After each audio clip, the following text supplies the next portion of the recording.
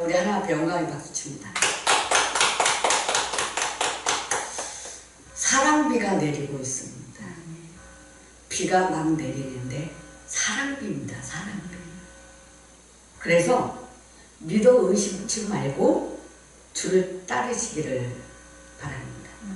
이 사랑비가 내리면 총명이 내려오는 거고 은총이 내려오는 거고 믿음의 주여 온전케 하시는 예수를 바라보자. 그러니까 똑바로 아들로 지금 키우고 있거든요. 아들로. 자, 그럼 여기 아들들이 올 겁니다. 똑똑한 아들들이 와요. 생명을 얻고 사랑비를 이렇게 많이 맞으면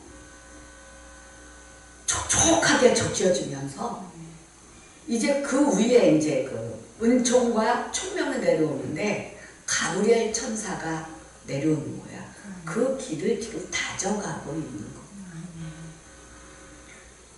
그럼 7일자의 지팡이가 그 발 사이에서 떠나지 아니하시기를 이러고 떠나지 아니하시기를 그랬습니다. 그러면 히브리어로 차다드 또한 하카크라고 합니다. 언어를 찾아보니까 그래. 즉 신부인 내가 신랑이신 주님을 만나면 생명을 얻습니다. 율법의 말씀을 생명의 말씀으로 내가 바꿀 때 그때 예수 그리스도의 영을 내가 얻습니다. 율법 말씀이 기름 부음을 받을 때에 이 생명의 주를 알게 됩니다. 깨닫게 된다는 겁니다. 하나님의 세상을 이처럼 사랑하사 독생자를 주셨으니 이는 그를 믿는 자마다 멸망치 않고 영생을 얻게 하려 하십니다. 하나님이 세상을 사랑하셔서 독생자 예수 그리스도를 우리에게 주셨습니다. 이 말씀이 이제 갈라디아서 2장 20절에 가보면 시작. 내가 그리스도와 함께 십자가에 못 박혔다. 그런즉 이제는 내가 사는 것이 아니요 오직 내 안에 그리스도께서 사시는 것이다. 이제 내가 육체 가운데 사는 것은 나를 사랑하사 나를 위하여 자기 자신을 버리신 하나님의 아들을 믿는 믿음 안에서 사는 것이라. 여기 있잖아요. 하나님의 아들을 믿는 믿음 안에서 사는 것. 그러면 지팡이란 그죠? 지팡이는 살아있던 나무가 죽어서 만들어진 것이 지팡이입니다. 그러면 내가 죽어야 예수님이 일하신다는 거. 내가 죽어야. 그 죽었던 지팡이가 살아나려면 그죠?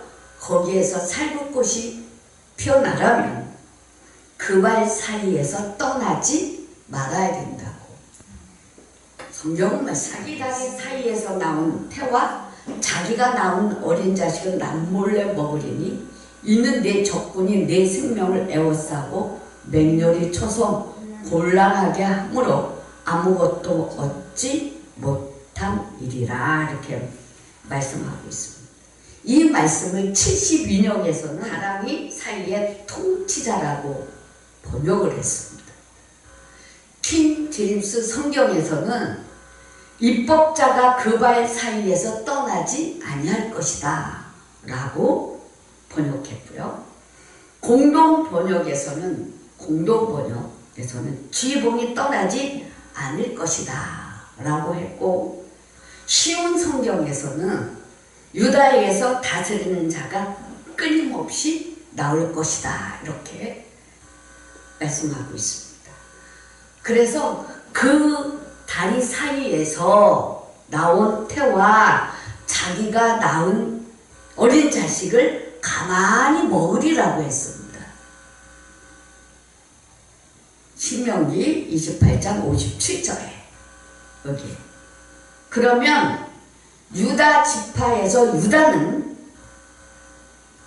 자신의 자아 쓴뿌리를 목을 잡아 부서뜨렸다. 이제 능력인데요. 내 자아가 이렇게 올라오거든요. 이거를 내가 믿음의 손으로 잡아서 뽑든가 꺾어버리는 거지. 자꾸. 내가 꺾을 수 있는, 내 자아를 꺾을 수 있는 능력이 이미 주어졌어요. 그걸 가만히 보고 바라보니까 문제지. 이것을 올라오는 걸 내가 목을 딱 꺾고요. 나무라면 나무 목을 딱 꺾고, 나라면 내 생각 딱 꺾는 거예요. 꺾어버리면 이게 죽어버려요. 이것이. 이제부터는 올라오는 걸 꺾어야 돼요. 응? 그래서 이 유다가 쓴뿌리를 목을 잡아 꺾어버리니까, 부서뜨리니까 홀과 지팡이를 얻었다는 거예요. 그리고 그의 자손들도 홀과 지팡이를 얻어서 계속하여 뭐예요? 통치권을 누렸다, 이렇게 말합니다.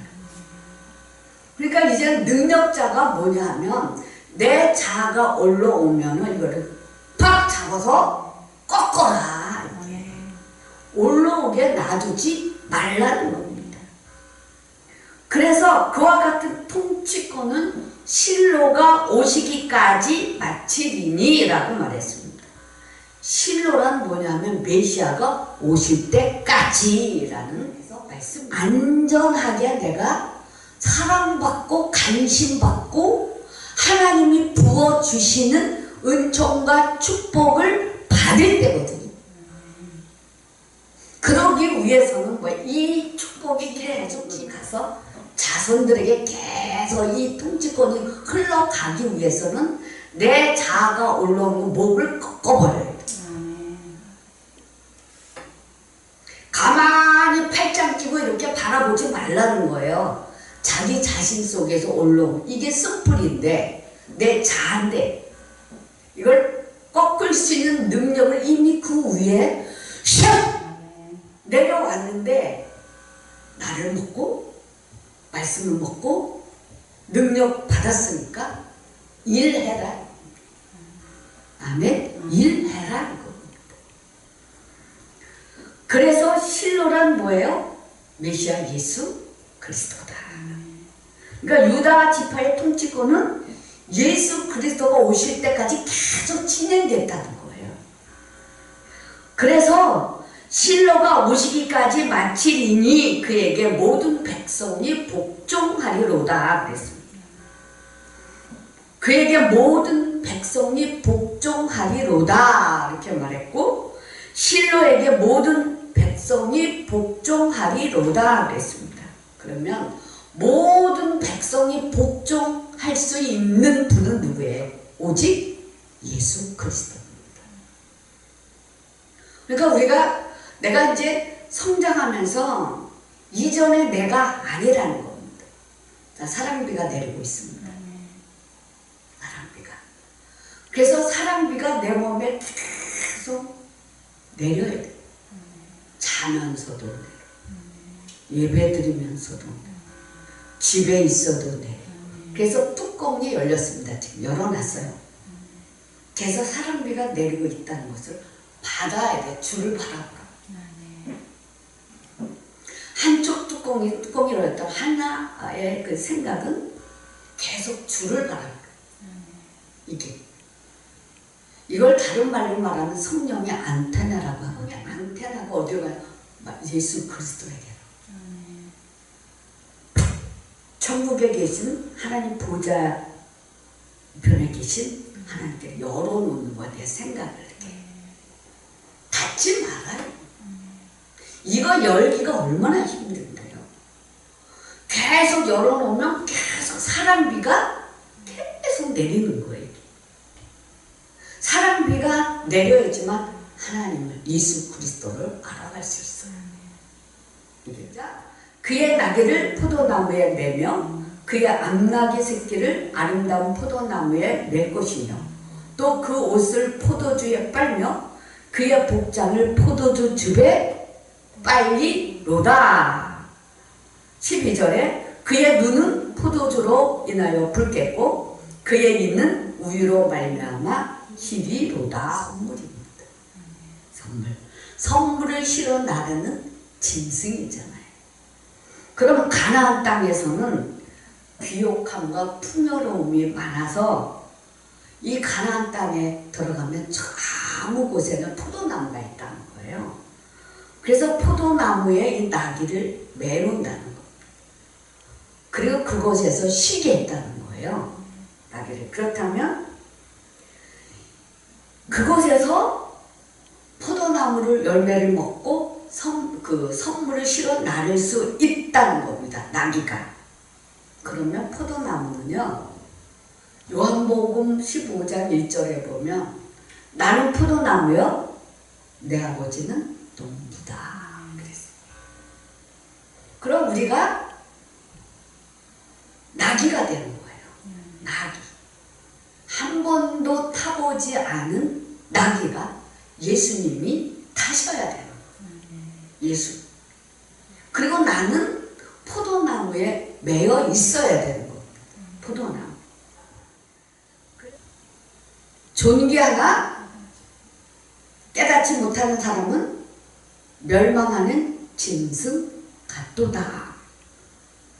그래서 나는 여기서 뭐가 되어야 되냐면요. 한 번도 타보지 않은 나귀가 돼서 예수님이 나를 타고 예루살렘 성에 들어가야 돼. 그럼 예수님이 내 등에 타면 예수님이 나를 이끌고 가시는 거예요. 잘못된 길을 가면 탁탁 치고 똑바로 가라. 예수님이 원하시는 길로 가야 된다는 거예요. 여기서 내가 아버지의 계명을 지켜 그의 사랑하는 것 같이 너희도 내 계명을 지키며. 이게 뭐냐면 하나님 사랑, 이웃 사랑입니다. 하나님도 사랑하고 이웃도 사랑하는 그 사랑을 지키는 겁니다. 그래서 포도 열매를 먹고 생명력이 있고 생명을 유지할 수 있는. 그러면 암락의 새끼는 크면 뭐야? 새끼를 낳을 수가 있어. 이미 사명자를 낳았어. 아들을. 배가 홀쭉해. 아이를 뵌 사람은 배가 이렇게 남성만 이렇게 배가 이렇게 불러. 아이를 낳아야 되거든. 아들이에요, 이게. 내 영입니다. 아들을 낳은 자는 똑바로 정신이 박혀야 돼요. 흐지부지하면 안 돼요. 그래서 암나귀는 왜 새끼를 낳을 수 있는 비전을 가진 자고, 비전을 가진 자는 아름다운 포도나무에 맬 것이며 라고 했습니다.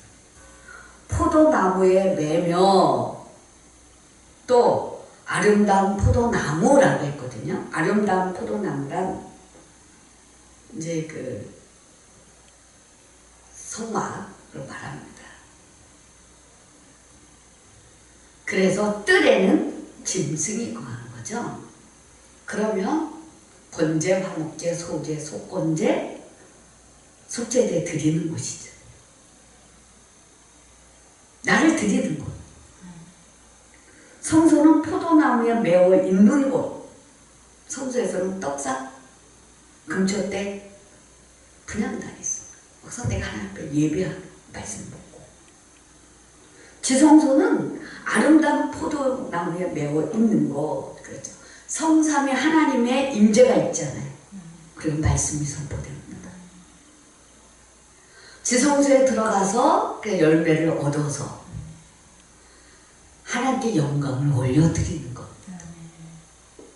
그의 나귀를 포도나무에 매며 그의 암나귀 새끼를 아름다운 포도나무에 맬 것이며 또 그 옷을 포도주에 빨며 그의 복장을 포도주 즙에 빨리로다 그랬어요. 그의 눈은 포도주로 인하여 붉겠고 그의 이는 우유로 말미암아 희리로다 라고 했습니다. 포도주에 빨며, 그죠? 옷을 빨라는 얘기죠. 옷을. 그럼요, 스가랴서 그 3장 3절에서 5절까지 보면 제사장 여호수아의 옷이 더러워서 하나님께 새 옷을 입혀 주셨습니다. 그러면 스가랴서 3장에서는 더러운 옷과 아름다운 옷이 나오잖아요. 그죠? 이 더러운 옷은 뭐냐? 옛사람의 옷입니다. 옛사람. 너희가 서로 거짓말을 하지 말라. 옛사람과 그 행위를 벗어버리고 새 사람을 입었으니 이는 자기를 창조하신 이의 형상을 따라 지식에까지 새롭게 하심을 입은 자니라 그랬습니다. 여기서 아름다운 옷이란 새 사람 옷입니다. 새 사람의 옷. 그러면 새 사람의 옷이 뭐냐? 빛의 갑옷이요. 한참 기도하다 보면 빛의 갑옷을 입어라 그 빛을 딱 입혀줘. 하나님도 빛, 우리도 빛입니다. 빛 가운데서 빛으로서 갑옷을 입고 열매를 맺는 것입니다. 옷 입어야 할 자가 옷을 안 입으니까 옷을 입어야 됩니다. 그래서 너희는 하나님의 택하신 자, 그러므로 너희는 하나님이 택하사 거룩하고 사랑받는 자처럼 여기서 있죠. 거룩하고 사랑받는 자처럼 그렇죠. 긍휼과 자비와 겸손과 온유와 오래 참음을 옷 입고 누가 누구에게 불만이 있거든 서로 용납하여 피차 용서하되 주께서 너희를 용서하신 것 같이 너희도 그리하고 여기서 막 넓어지는 거예요. 말씀이 내가 적용하면서 이 모든 것 위에 사랑을 더하라 이는 온전하게 매는 띠니라 이렇게 말씀했습니다. 그러면 이 말씀을 통해서 우리가 막 넓어지는 거예요. 왜 넓어지냐면 말씀을 즉시 이루어가니까. 그러기 위해서 내가 긍휼을 입는 거, 자비를 입고요, 용서를 입는 거예요. 그거는 내가 용서할 때 용서를 입고요, 내가 자비를 베풀 때 자비의 옷을 입고, 내가 긍휼을 베풀 때 긍휼의 옷을 입습니다. 이게 내가 온유한 마음으로 대하, 오래 참고 내가 기다리며 용납하는 옷을 입는데 그냥 받아주는 거예요. 그 사람을 그냥 받아주는 거예요. 그 사람이 내 마음대로 안 되고 이렇게 했다가 아니라 뚝 떼어놓고 받아주는 거예요. 받아주는. 그리고 내가 용서해 주는 거예요. 계속 용서해 주는. 그래서 사랑의 옷을 입는 거고, 그리고 사랑의 띠를 띠는 것이 온전한 것입니다.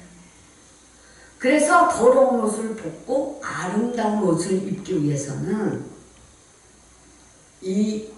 또 그 옷을 포도주에 빨며 그의 복장을 포도주 줍에 빨리로다. 민첩한 마음의 행위가 따라야 돼. 그리고 즉시 회개하며 돌이키는 삶이 말씀으로 적용을 즉시 해야 돼. 오래 가면 안 돼요. 이게 민첩함이 있어야 돼. 그래서 포도주는 예수 그리스도의 피를 상징합니다. 그럼 뭐냐? 제사함의 축복이죠. 통치권이 회복이 되고 사랑의 열매를 맺을 수 있습니다. 이것이 민첩하게 즉시 내 안에서 이루어져야 공급의 통로가 더 열어져요. 들어와요. 말씀이 들어와 같이 잔을 가지시고 이르시되 이 잔은 내 피로 세운 새 언약이니 이것을 행하여 마실 때마다 나를 기념하라 하셨으니 그랬습니다. 너희가 이 떡을 먹으며 이 잔을 마실 때마다 그의 죽으심을 그가 오실 때까지 전하는 것이니라 라고 말씀하십니다. 그럼 지금 사랑비가 내리고 있어요. 사랑비를 조그만하게 맞을 때 옛사람 옷이 벗어져요. 그러면은 아까도 말했지만은 뚜껑을 열고 한쪽에 내 생각이 하나님의 보좌 앞에 가 있어요. 그리고 나에게 사랑비가 지금 내리고 있다. 이걸 믿음으로 받으며 계속 내려요. 사랑비가. 그리고 사랑비가 내리는데 어디를 내려? 내 가슴에 내려요. 내 생각에 내리고 내 가슴에 내려서 생각이 딱딱했던 생각들이 물렁물렁해져요. 또 내 마음이 딱딱하고 강박했던 것들이 물렁물렁해져요. 그래서 생각이 내가 우리 안에 쓴불이 자들어 올라올 때 계속 사랑비를 나에게 부어 주어서 그 뚜껑을 계속 열고 생각을 닫지 마라. 그래야 사랑비가 계속 내려지면 옛사람의 행위가 벗어집니다. 피 말씀은 새 언약이거든요. 그래서 포도주에 빨며라는 것은 옛사람의 옷을 빨아라. 더러운 옷을 빨아라. 그러면 이 사랑비를 계속 맞잖아요. 자, 사랑비가 풍성하게 내렸어요. 그러면 첫째, 이것이 하나님의 은혜입니다. 하나님의 은혜고요. 이 하나님의 은혜 속에서 사랑비를 계속 맞아가며 믿음이 자랍니다. 두 번째는 하나님을 사랑하는 사랑이 자랍니다. 우리가 엄연히 막혔다면 뭐가 막혔냐? 하나님과 나와의 관계, 사랑이 막힌 거예요. 사랑으로 막힌 거예요. 세 번째는 사랑비를 많이 열어서 계속 받으면 성령의 임재가 강력해져요. 임재에 푹 빠지게 돼요. 네 번째는 총명함이 계속 내려와서 생명이 계속 생명력으로 자라는 거예요. 다섯 번째는 은총이 내려. 은총이 내려오는데 가브리엘 천사가 계속 나에게 뭐예요? 날아가서 총명을 넣어줘. 그리고 은총을 넣어줘. 그럼 은총 속에 살아가고 있어요. 그래서 말씀을 통해서 내가 뭘 봐야 되냐? 예수 그리스도를 봐야 돼. 아들이 되면 아들답게 살아야 되거든요. 자라나는 가운데 성장통이 반드시 있습니다. 우리 아이 키워서 알잖아요. 이 성장통을 잘 지나시기 바랍니다.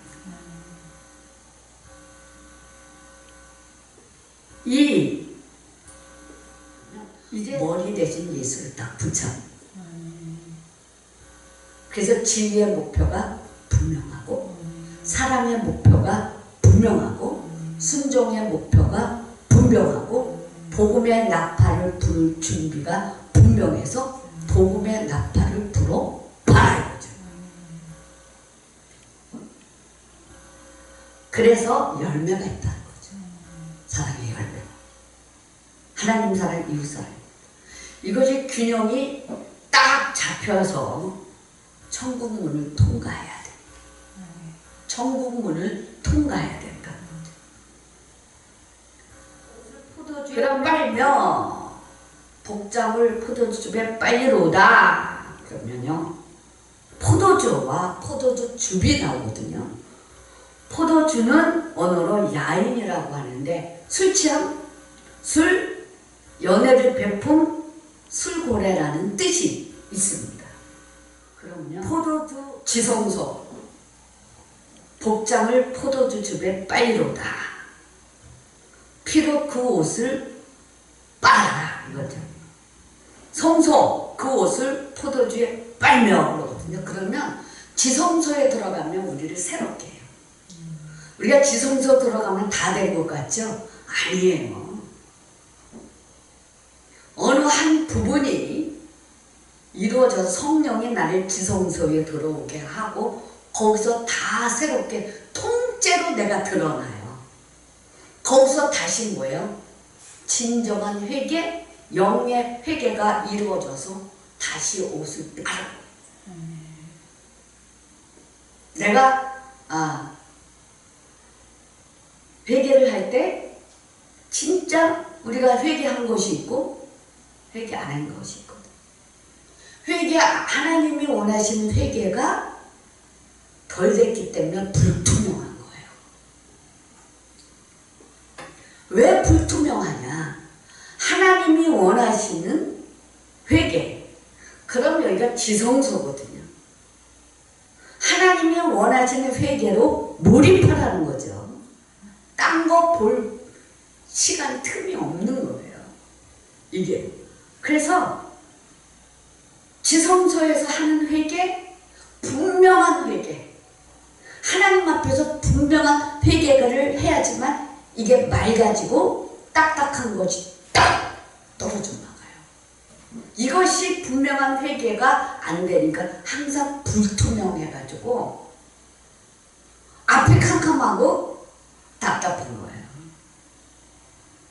그러면은 성소에서도 그 옷을 빨며 이게 뭐냐면 집회를 말하는 거거든요. 교회에서 부흥회 성령의 세수를 먹고 회개하라는 거죠. 내 안에서 회개하며 성령으로 충만하다. 아멘? 성령으로 충만. 성령의 세수를 먹어라 이거죠. 그리고 내가 예수 그리스도의 피를 자꾸 적용하면서 내 안에 이 다 이뤘단 말씀이 똑 떨어졌는데 자주 나는 회개는요 이미 회개의 문에 들어왔기 때문에 무릎 꿇고 회개하는 것보다 그것도 중요하지만 수시 회개입니다. 잠잠히 그냥 주의 뜻을 돌이키며 회개하는 것. 회개의 열매를 드리는데 하나님과 화목하기 위해서 화목제를 드리는 거죠.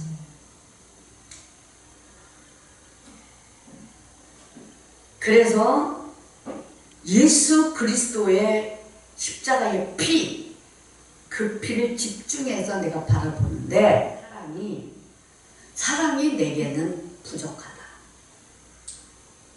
결속 자녀이죠. 사랑이 부족하다. 이 사랑이 부족한 것, 내가 자꾸 예수님의 사랑이 내가 부족하다 이렇게 생각하잖아요. 그러면 내가 치유받아야 됩니다. 치유받아야 돼요. 사랑의 질병, 의심병, 응? 의심병, 믿음의 병. 이거는요, 하나님을 믿으면 내가 자꾸 뚜껑을 계속 열어주거든요. 열어주면 사랑비도 받고 성령의 단비도 내가 받고 이것을 해야 되는데 오늘은 사랑비야. 뚜껑 열어줬으니까 사랑비를 나에게 내려주옵소서. 이렇게 내려달라고 충만하게 주를 똑바로 믿음으로 바라보는 거고요. 또한 그 똑바로 바라보아야지만 내가 나를 이렇게 자해라 할까? 이게 내가 사랑이 없다, 내가 사랑을 못 받았다 하고 의심하는 이것이 나를 자해하는 거예요. 자해. 우리는 충만하게 하나님의 사랑을 받고 있고 받았으며 앞으로도 계속 받습니다. 근데 내가 주를 똑바로 바라보지 않았고 내 생각을 믿음으로 열어야 되는데 열지 못하는 거다. 열어라 이거. 그럼 사랑비가 계속 내려서 사랑의 물길로 사랑을 쭉 이렇게 부어져. 흡수가 어마어마하게. 이게. 그래서 이것이 치유가 되면서 뭐라 그러냐면, 아, 나는 하나님과의 사랑이 막혔구나. 그러면 하나님 쪽에서 막혔어요? 내 쪽에서 막혔어요? 응? 누구 쪽에서 막혔어요? 내 쪽에서 막힌 거예요. 하나님이 이미 다 열어놓으셨거든. 그럼 너는 나를 왜 사랑하지 않니?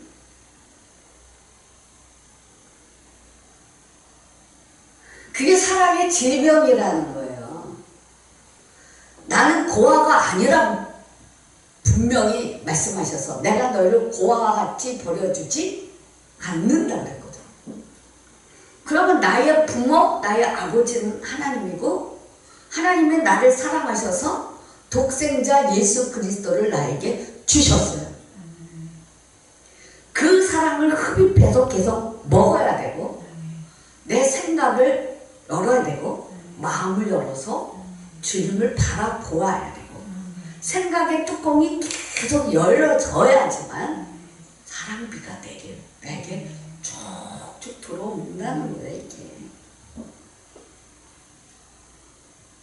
그래서 사랑이 막힌 것이 뻥! 뚫려져야 돼. 이게 뚫려야 답답함이 없지. 이것이 안 뚫리면요 평생 답답해요. 그럼 답답하면요 딴 길로 가게 돼요. 딴 길로 가요. 계속 딴 길. 여기 가도 사랑이 내가 있는 것 같지만은 답답해요. 어떠면 더 답답할 수 있습니다. 이게요.